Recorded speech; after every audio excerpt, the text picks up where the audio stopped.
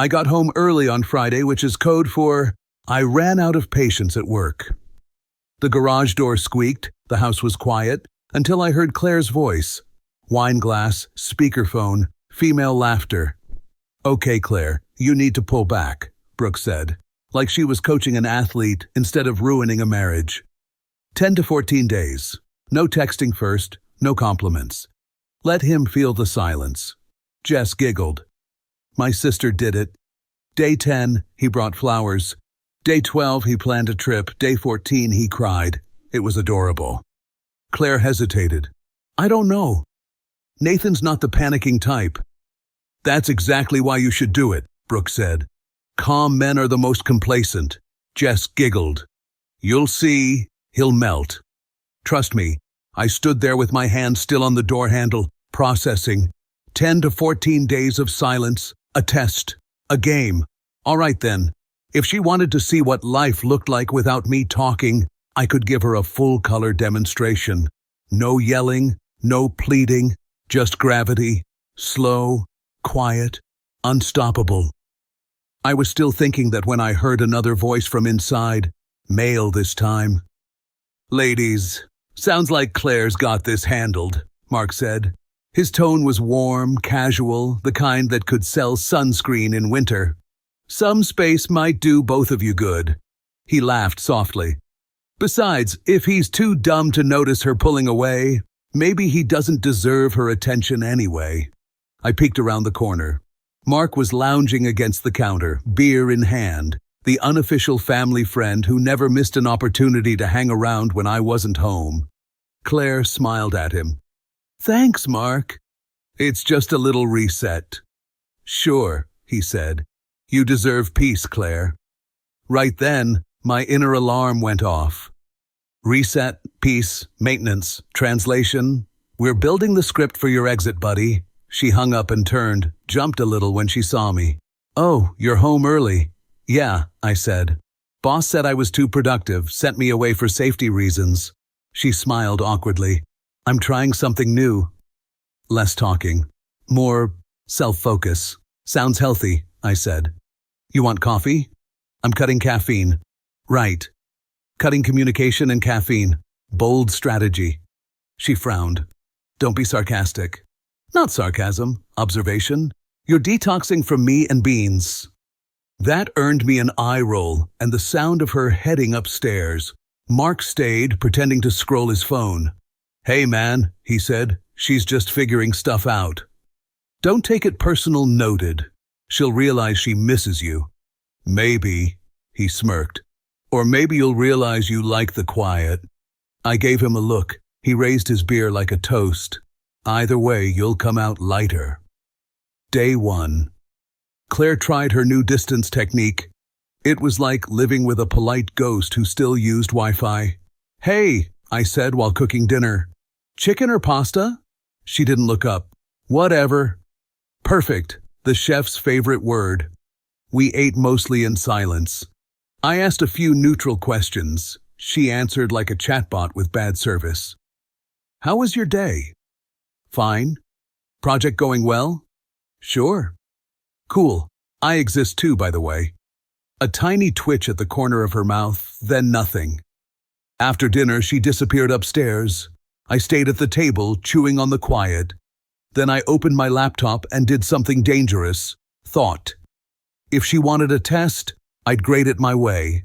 No confrontation, no drama, just careful subtraction. I started a list of what was mine, what was ours, what I didn't care about. Halfway through, Mark texted. "Give her space, man. She's under pressure. Don't chase her." Right.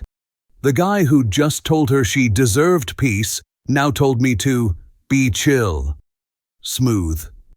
I typed back, "Thanks for the wisdom, Socrates." He replied with a thumbs-up emoji. I considered blocking his philosophy feed. Day 2 morning. Claire in leggings, pretending the blender is her therapist. "Morning," I said. "Hi. Sleep okay?" "Mm-hmm." "Cool. I dreamed we were talking wild fantasy." She shot me a glare that could crisp toast. At lunch, she was too busy for food, so I left a plate anyway. By evening, she'd eaten half. Progress, I guess. We crossed paths in the hallway. She said, "I'll be out with Brooke and Jess tonight." I said, "Cool." I'll be home with silence and inner growth that got me a confused blink. "You're taking this well." "Yeah," I said, "because if I stop talking, I can finally hear myself think." Turns out I'm hilarious. She left shaking her head. Day 3. Brooke and Jess called her on video again. She was in the living room. I was in the kitchen making coffee loud enough for them to know I existed. Brooke: "He's still calm?" Claire: "Yes. Almost too calm, Jess." "That's good. Means he's pretending. Men always pretend first." Mark's voice joined in. Of course he was on the call. "Or maybe he's realizing how serious you are, Claire. Sometimes letting a man see you don't need him wakes him up." I muttered, "Or makes him pack faster." She turned. "What?" "Talking to the coffee machine," I said. "We're bonding." After the call, she looked thoughtful. "You're really not upset?" "Nope." "That's weird." "I contain multitudes," I said. "Mostly sarcasm." She sighed. "Nathan, this is just me taking space. I'm not breaking up with you." "Relax," I said lightly. "If you were, you'd have printed instructions." She frowned. "You're making jokes, but I'm serious." "I know," I said. "That's what makes it funny." She groaned and went upstairs. 10 minutes later, Mark texted, "She says you're joking too much. Maybe show some emotion, then pull back. Keep her guessing." He was giving me dating advice about my own wife. I replied, "Mark, if I wanted confusion, I'd talk to customer support." No answer. That evening I cooked tacos, because life might be falling apart, but salsa fixes morale. Claire hovered near the counter, inhaling like she wanted to fight, but the smell disarmed her. "Taco night?" she asked. "Every night can be, if you believe in yourself." She cracked a smile. "You're ridiculous, yet oddly consistent." She ate too, trying not to enjoy them. Afterward, she said, "I'm heading out. Movie with friends." "Which friends?" "Just people." "Right. The mysterious people. I've heard good things." She rolled her eyes and left. When she was gone, I glanced at the half-empty couch, the quiet TV, the stillness. I should have been angry. I wasn't. Mostly, I was curious how many days it would take for her to realize that while she was testing me, the test had already flipped.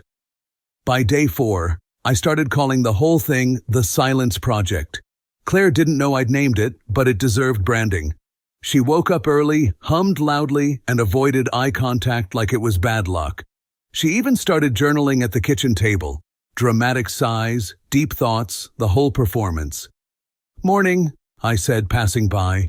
She nodded, writing something down like she was chronicling life in the trenches. Mark texted that morning, "Give her space. Don't try to talk first. Let her wonder." Sure. Meanwhile, I had my own wonder. How many boxes fit in a sedan? I'd already cleared the garage shelf, transferred some savings to a separate account, and contacted an old friend who managed rentals downtown, just in case, for science. At lunch, I made sandwiches. Claire stayed upstairs. I left one on the counter with a note, "Still alive," in case you were worried. The other resident. She didn't respond, but the sandwich disappeared. Victory in the small leagues. That evening, Mark came by to check on the garden. We don't have a garden. We have 2 depressed bushes and a weed with leadership potential.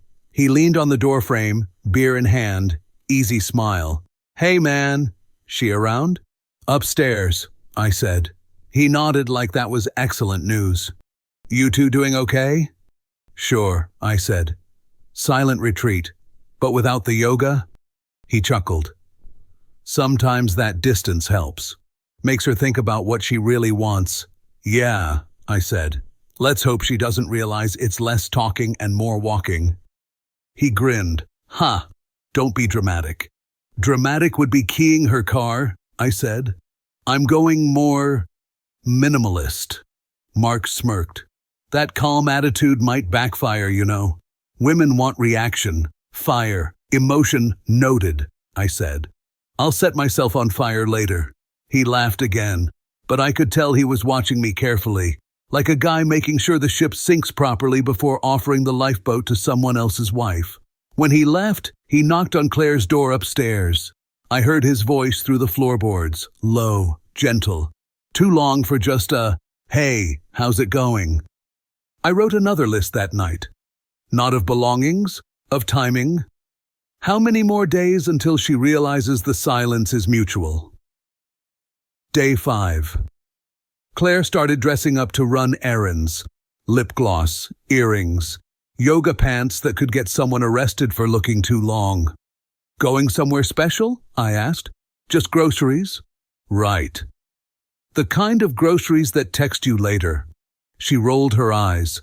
You're funny when you're insecure, and you're brave when you're pretending. That one hit home. She hesitated, then left without another word. When Claire came back, she had a new plant. She placed it on the windowsill like it symbolized growth. Nice plant, I said. What's its name, Rebound? She sighed. You don't have to mock everything. I mock because I care, I said. That got me a half smile. Then she left the room again. The plant died 2 days later. Poetic. Silence Day 6 felt like living with a roommate who owes you emotional rent. She was watching a movie on the couch when Mark dropped by again. Just passing by. Yeah, sure. The man apparently jogged through our neighborhood exclusively when I was home. Hey, Claire, he said smoothly. Didn't know you'd be in. You live 5 blocks away, Mark, I said. You did know. He grinned. Neighborhood pride, man. Just checking on my favorite couple, Claire laughed. We're surviving. Mark nodded. Survival's overrated. You should be thriving. She tilted her head. Exactly. I watched the mutual nodding session with the same enthusiasm people reserve for dental surgery. When Mark went to grab a drink from the fridge without asking, bold move, I caught him in the doorway. You're real comfortable here, I said quietly. He smiled. Someone's got to keep her company if you're on your inner peace trip. Someone's got to know when to leave before peace turns into homicide, I said, still smiling. He lifted his hands in mock surrender. Easy, Zen Master. I let him go, but noted something new in my head. Day 6. Mark getting confident. Day 7. Claire's experiment was running on fumes. She'd gone from distant to awkward, from awkward to slightly guilty. Brooke and Jess were on speaker again, giving their motivational nonsense. Brooke, he's not reacting? Perfect.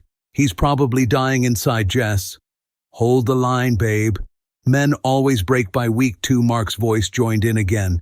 How was he always in these calls? He said, smooth as ever. Maybe she's the one who deserves better energy. Claire's light. She just needs space to shine, Brooke squealed. Oh my God, Mark gets it. I nearly choked on my coffee. Mark gets it, all right. Gets every opening he can. After the call, Claire looked uneasy. They think you're too calm. Tell them it's my new charm. Nathan, seriously, are you just done talking? No, I said. I'm just speaking in longer intervals. She sighed. You're infuriating. Yet strangely soothing, I said. She shook her head and went to her room. The door closed, and I smiled for real this time. Because now she wasn't the only one running an experiment. Mine was simpler. Find out what happens when the quiet one stops waiting to be understood and starts packing instead. By day 8, I realized this whole thing had become Claire's full-time personality. She'd officially turned silence into a lifestyle brand. She moved through the house in slippers, holding a cup of herbal tea like she was auditioning for a mindfulness commercial. I was at the kitchen table checking emails when she sat across from me with a notebook titled My Emotional Reset. Yeah, that was a real thing she bought. Morning, I said. Hi, she replied without looking up. Writing a novel or a breakup speech? She frowned. You think you're funny? I know I'm funny. The question is, are you writing about me?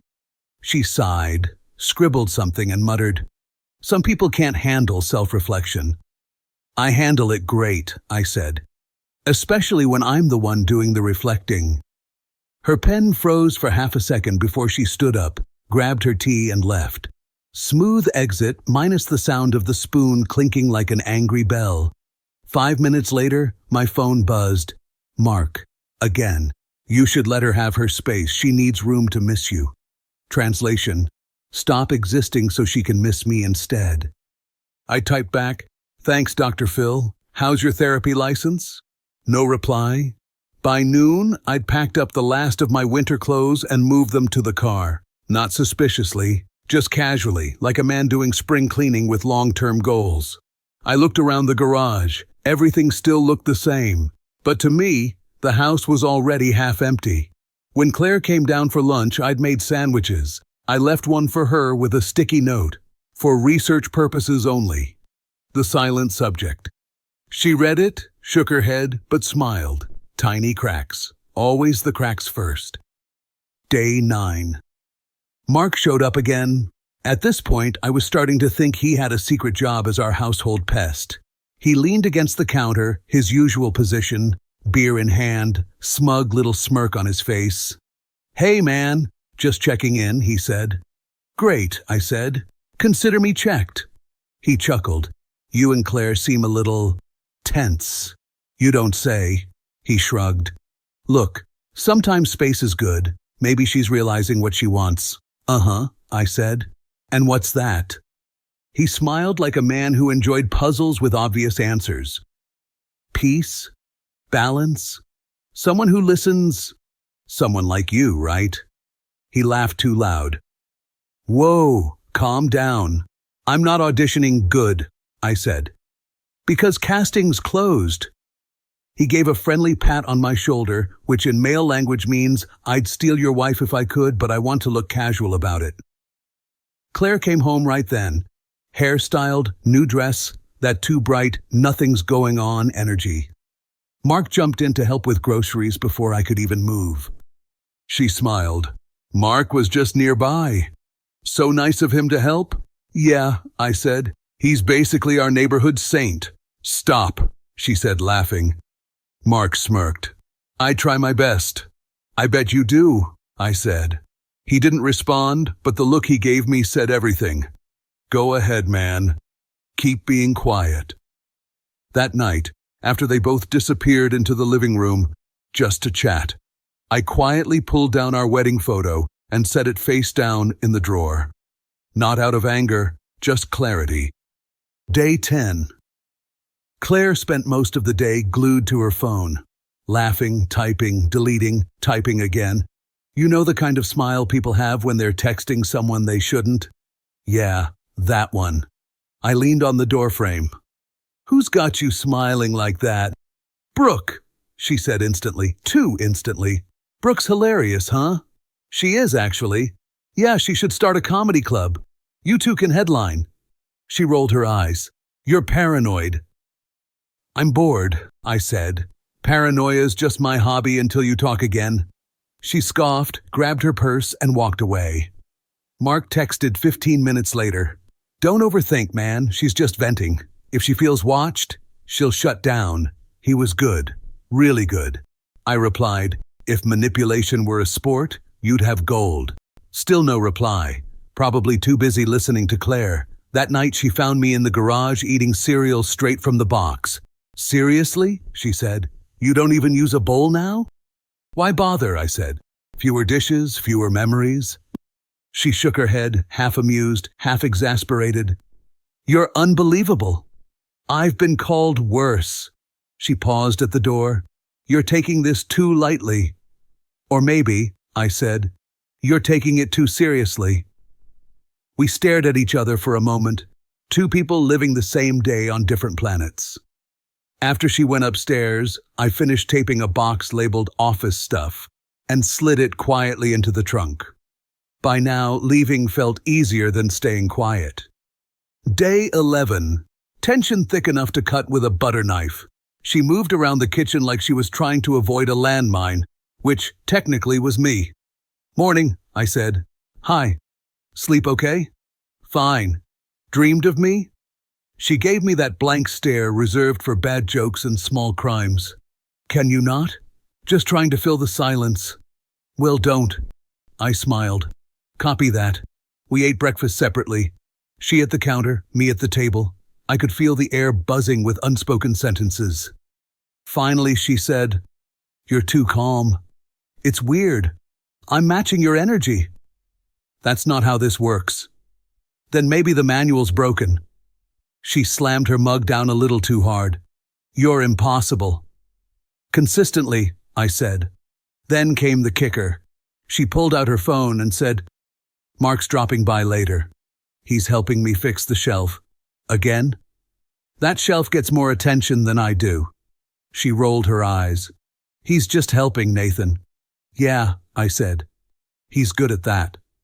Helping himself into situations. She sighed. You're jealous. Of Mark? No, I said. I'm allergic. She walked away before I could say more. Probably for the best. That afternoon, Mark came by, again with his casual, just checking in smile. I let him in, watched him talk to her while pretending not to. Their laughter sounded rehearsed. When he left, he gave me a pat on the shoulder again and said, "Hang in there, man. Sometimes it's better to let go before it gets toxic." I nodded. You'd know. He didn't reply. That night the house was too quiet. Claire was upstairs, I was in the garage. 2 boxes left. I stacked them carefully, looked at the car, and said out loud, 14 days, right? Let's see who breaks first, day 12. The morning started suspiciously pleasant. Claire was humming while making tea, a sound I hadn't heard in over a week. I should have felt relieved, but when someone who's been ignoring you suddenly acts sweet, it's never good news. Morning, I said. Hi, she smiled. You want breakfast? I squinted. Who are you and what did you do with my wife? She laughed softly. Funny, I just thought maybe I've been tense. Tense is one word, I said. I had others in mind. She rolled her eyes, but it was playful this time. She even sat down at the table, voluntarily. I wasn't sure if I should enjoy it or brace for impact. So, she said, sipping her tea, I might invite a few people over this weekend. Just a small dinner thing. Who's coming? Brooke, Jess, maybe Mark? Of course, Mark. Wouldn't want to break tradition. Nathan, she warned. I held up my hands. I'm just saying I might start charging him rent. She sighed. You're impossible. Consistently, I said. It's my charm. Truthfully, I didn't care who she invited anymore, because by the weekend, I wouldn't be here to greet them. That afternoon, I finalized the lease with my friend. He texted me the new address and a lock code. I stared at it for a long moment, not nervous, just ready. By night, the house looked different to me. Everything still in place, but emotionally, it was stripped clean, like the furniture had been replaced with distance. Claire noticed me standing in the hallway, hands in pockets. She asked, You okay? I'm great, I said. You? I think I'm figuring things out. Me too, I said quietly. We stood there for a second. She looked like she wanted to say more, but she didn't. And neither did I. Day 13. She woke up early to clean the house. I mean really clean. Like full exorcism level. Candles, air freshener, vacuum lines so perfect you could measure time by them. I watched from the stairs. Big event? She jumped a little. Dinner tomorrow. I want the place to look nice. Ah, I said. Nothing says romance like freshly vacuumed regrets. She glared. You don't have to be rude. I'm not, I said. Just observational commentary. Around noon, Brooke and Jess came over to help. Their voices carried through the house like a bad motivational podcast. Brooke. He'll realize he messed up. Just act confident, Jess. Exactly. Day 14 is when they break. I was in the garage, packing tools into a box labeled random stuff, when I heard Mark's voice join them. Perfect. The full cast. He greeted them like he owned the place. Ladies, he said, his tone smooth as oil. Someone's glowing. Claire's doing great, Brooke said. She's finally setting boundaries. Good for her, Mark replied. She deserves someone who sees her. I almost laughed out loud. He was good. Slimy, but good. Later that day, when everyone left, Claire came to find me. She stood in the doorway, hands on her hips. You've been quiet. Trying out your lifestyle, I said. Feels oddly freeing. Do you ever get tired of being sarcastic? Not yet. But if I do, I'll call Mark. He seems very supportive lately. Her jaw tightened. He's a friend. Sure, I said. He's a friend to both of us. Just one of us doesn't realize it's a short-term offer. She looked hurt, but also unsure. Like she wasn't even certain if I was wrong. That night she cooked dinner. Real dinner, not the I reheated something kind. Pasta, salad, candlelight. For a moment, it felt almost normal again. Then she said, Nathan, I think this space thing helped. I feel more balanced now. That's great, I said. Balance is important. I know I've been distant, but I think we just needed a reset. Sure, I said. Resets are nice, especially when they come with dinner. She smiled awkwardly. You could try meeting me halfway, you know. I am halfway, I said. Halfway out the door. Her fork froze midair. What's that supposed to mean? Exactly what it sounds like. Nathan, she said, voice trembling slightly. You're joking, right? Not this time. She stared at me, confused. You're angry. I'm not angry, I said softly. Just done. Day 14. The day of her grand finale. She spent the morning setting the table. Candles, wine glasses, everything arranged perfectly. It was meant to be the big emotional comeback, the proof her little test had worked. I watched quietly from the doorway. You've gone all out, I said. She smiled nervously. I just wanted us to have a nice night. That's thoughtful, I said. Almost makes me wish I was staying. She frowned. What? I glanced at the clock. 6:45 p.m. Dinner starts at 7, right? Yes, why? Because I don't want to ruin your party. Mark and the girls will be here soon, right? Nathan, what are you talking about? I reached into my pocket, pulled out my keys, and placed them on the counter. You wanted silence. I gave it to you. You wanted distance. You got that too. Congratulations. Experiment complete. She stared at the keys like they were a grenade. You're leaving? Yeah, I said calmly. I've been leaving for a while. You just didn't notice tears welled up. Nathan, please don't do this. It was supposed to help us. Help who, Claire? You wanted control, not connection. She stepped closer. I didn't mean, yeah, I said. Nobody ever does. The doorbell rang. She froze. I looked past her toward the door. Brooke, Jess, and Mark's silhouettes behind frosted glass. Your audience is here, I said. Enjoy the show. She whispered, please, don't walk out right now. I smiled sadly. You taught me to. 14 days of silence, remember? I walked past her, opened the door, nodded at the three of them. Brooke's smile died instantly. Jess looked guilty. Mark tried to look sympathetic and failed. Hey, man, he started, but I just handed him my house key. Take care of her, I said. You've been practicing. Then I left. No shouting, no slamming doors, just silence, the kind she thought she wanted. When I got into my car, I looked back once. Through the window, I saw her standing frozen between the candles and the half-set table, surrounded by people who suddenly didn't know what to say. She wanted proof I'd still chase her. Instead, she got proof I'd learned to walk away. When I left that night, I didn't expect the silence to echo so loud. By the time I reached the new apartment, my phone was already vibrating nonstop. Claire's name. Again and again. Missed calls, voice messages, long texts that sounded like panic dressed up as clarity. Please call me. I didn't mean it. Nathan, I messed up. You can't just walk away like that. Please! I didn't answer. Not out of cruelty, just peace. For the first time in months, I was finally somewhere quiet, and it wasn't hostile. The walls didn't hum with tension. The air didn't feel like an argument waiting to happen. I sat on the couch with a mug of bad instant coffee, watching city lights blink through the blinds. It wasn't much, but it was mine. And more importantly, it was calm.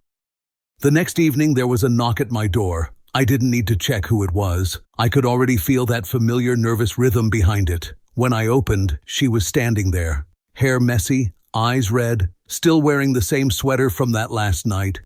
It wasn't defiance anymore. It was regret. "Can we talk?" she asked quietly. I stepped aside. "You're already here." She walked in slowly, looking around the place like it had betrayed her. "It's so quiet," she said. "That's kind of the point." She turned toward me. "I didn't mean to lose you, Nathan. I just wanted to fix things." "You wanted to fix me," I said. "Big difference." Her eyes filled instantly. "I thought you'd fight harder. I thought that meant you cared." "I did care," I said. "I cared enough to stay for years. I just stopped caring about being tested like a student in your emotional science fair." She shook her head. "That's not fair." "It's honest," I said calmly. "You wanted to see what I'd do if you pulled away?" "Well, I walked." She looked at the floor, voice trembling. "I didn't want this." Neither did I, but I learned something in those 2 weeks. Silence doesn't always mean punishment. Sometimes it's a preview of peace. She stepped closer. "Can we start over?" I let out a quiet laugh. "Start over?" "Claire, we already know how this story ends. You'll build a new set of rules, and I'll try to pass another test. And one day I'll wake up wondering why I'm still proving my worth in a marriage that forgot what love looks like." Her chin trembled. "I'm not with Mark. I swear to you." "I know," I said, "and I also know it doesn't matter. Because the minute you started listening to him instead of me, we were already done." She stared at me for a moment, tears streaming, then whispered, "I miss you." "I miss the version of us that laughed," I said, "not the one that kept score." She tried to smile, but it didn't hold. When she finally turned to leave, she stopped at the door. "You really aren't coming back?" I shook my head. "I'm not angry anymore, Claire. Just free." She nodded slowly, then walked out, closing the door with a softness that hurt more than any slam. 3 days later, I went to a lawyer. No drama, no shouting, just a quiet office, soft lights, and paperwork that smelled like closure. When I signed my name on the line, I felt something click inside. Not sadness, not victory, just peace. That night, Claire sent one last message. I signed too. "I hope someday you forgive me." I replied, "Already did, just not enough to stay." Then I put my phone face down, made myself dinner for one, and sat on the balcony watching the city flicker. The silence that once tore us apart now felt like home. A few months later, life found its rhythm again. My mornings started with black coffee instead of quiet arguments, and my evenings ended without someone analyzing the way I breathed. Turns out peace makes a better roommate than guilt. Claire and I finalized the divorce without fireworks. She cried during the signing. I didn't. Not because I didn't feel anything, just because I'd already done my mourning back when she called our love an experiment. Mark tried to stick around for a while. You could see it all over him. The comforting friend turned hopeful candidate. Rumor had it he hovered for months, waiting for his promotion from supportive buddy to new boyfriend. It never came. Claire eventually saw him the way I always did. Predictable, safe, and boring in high definition. She moved on. He didn't. And me? I didn't date right away. Didn't need to. There's a certain pleasure in knowing that the guy who spent 2 weeks circling your marriage ended up trapped in the orbit of her regrets. Every time I think of Mark still trying to impress her while she scrolls past his texts, I can't help but smile. Some men chase what others walk away from. And me? I just kept walking. If you felt this story hit hard, Drop a like, subscribe for more, and share your thoughts in the comments. Your support keeps Steelheart beating.